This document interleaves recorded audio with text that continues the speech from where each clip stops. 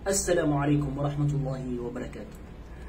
Sebenar as Rasulullah sallallahu alaihi wasallam na ini pamangandunian raktano so okit-okit akapaking giginawa Masya Allah.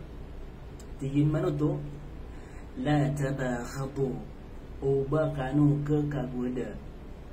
Sangkut wa masa ditad ikang ginawa na manusia ako na manusia ka.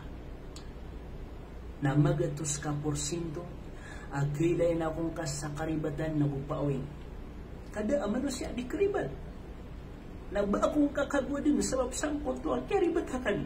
Kaya na ni panduan ako Rasulullah. An matatapang ko to dito ikapagariya. Wala tahasadu na upang makaadin amay lang ka kung pagaring ka alimu ay ni pangalim ko Allah kalbihan inid gayron Allah subhanahu wa ta'ala na bangkon siga. Inunta na ay paliugat raka nang kutwa ka pamang niyan ka ko Allah sa pakambarakat niya noon. Wala tadabaru na uba ka nututalikuda. O pamakami adun rakta ang kutwa ratum na urata aginawa ko pagaltan ta amagari na ba kong katalikudi. Hasuka katalikuding karakan nagyuto din ikiya pakataban o syaitan. Kaya pakatuman o syaitan sangkutwa kaya pakambalagan niya nakta amagari.